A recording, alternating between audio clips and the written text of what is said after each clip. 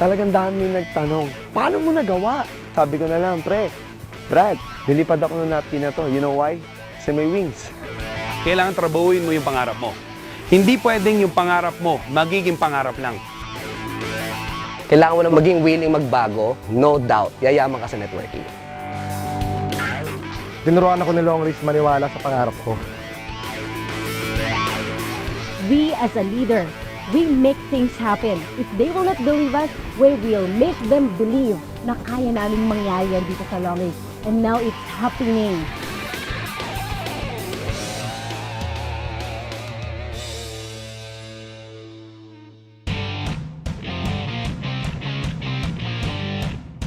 Nag-start ng Long Reach Philippines last 2013. We were invited by a very good mentor, our upline, Alang Slim.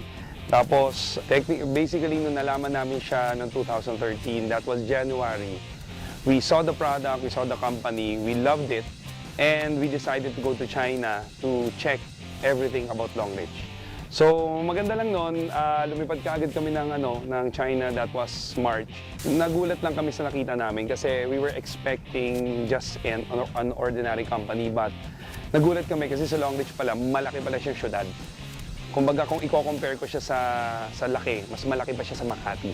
So, all with mga buildings, factories, lahat nandoon. So, that March, bumalik na kami sa Philippines, then we started. Ang network marketing, it's a different marketing system, no? Kasi sa totoo lang, tatlo lang naman ang klase ng marketing ngayon. Major marketing, the direct selling, the retail marketing, and the networking, no? Na napagkakamalan lang na direct selling siya, na benta-benta daw ang networking, napagkakamalan na recruitment, something lang ang networking or pyramiding. So sa networking, when you buy a product, no, particularly sa Long Reach, no, balik sa'yo yung value ng product mo.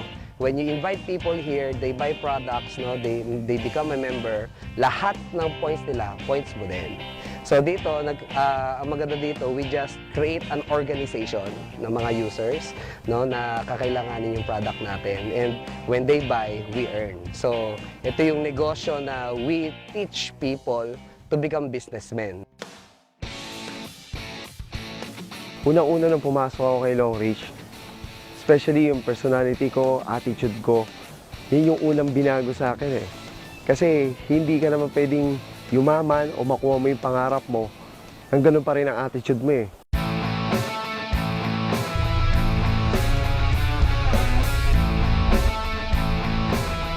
Actually, nung una, ang dami natatawa sa akin ang ginagawa ko si Long Reach eh. Kasi sabi, karamihan ng mga kumpare ko, pare, desperado ka na. Pati ba naman napkin, pinatos mo? Sabi, ganyan ka na bang kahirap? And sabi ko, it's okay, I really understand them kasi they don't see what I see. Nag-start ako kay Long Reach, no, mga 1 year ago. Kasi before, nag-start ako dito, alam mo yun, na dati nagko-commute lang ako. No, talagang kahit umuulan, umaaraw, walang choice eh.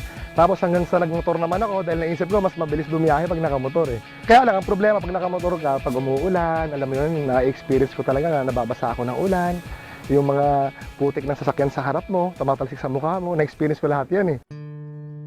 Kasi nagkakataon minsan kapag meron akong mga kausap na high profile, at pag nakitang nagparada ako, halos alam mo yun, yung ramdam ko na talagang, ito ba yung ka-business meeting ko? Ba't nakamotor lang? So, nararamdaman ko siya na parang disadvantage. And siyempre, minsan, kapag meron kami mga meetings with the clients, dahil nga nakamotor ka lang, di maiwasan minsan na parang, nanlalakit ka sa alikabok saka sa pawis.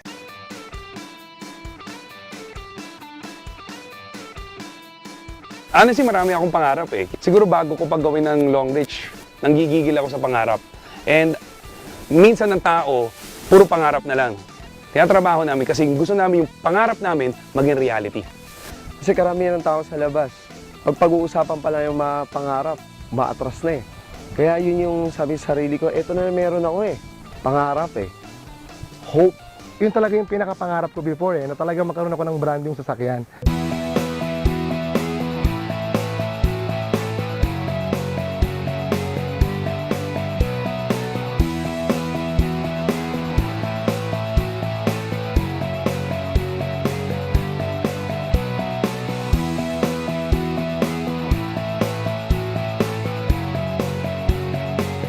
Itong nakikita nyo nasa background ko, ito yung nakuha ko dahil sa Long Reach. Sobrang sarap, sobrang saya.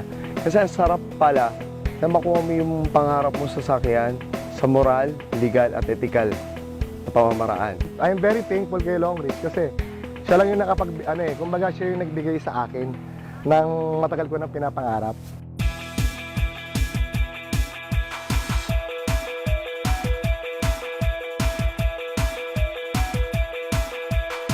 So since nakita nyo na who is Long Reach, nakita nyo kung gaano kaganda yung product, nakita nyo na may mga resulta na, if I were you, when you go home tonight, I mean, you know, when you're alone in your bed, please, pag-isipan nyo, kontento ka na ba sa buhay mo ngayon? Kung alam mo na sigurado ka sa gusto mo mangyari sa buhay mo, and ask yourself sa ginagawa mo ngayon, kung makukuha mo lahat ng gusto mo, then keep on going. But if not, welcome kayo sa Long Reach. You know why? Because we welcome everybody na may pangarap dito. Kasi trust me, lahat ng nangangarap at sigurado ka na kaya mong kunin yung pangarap mo, kasama ka dapat namin dito. Congratulations sa mga leaders na may bagong kotse today. Wow, it's been 1 year and imagine mo yung result na meron tayo today. Alam mo kung bakit nagkaroon lang ng ganito? It's because 1 year ago, plinano na to.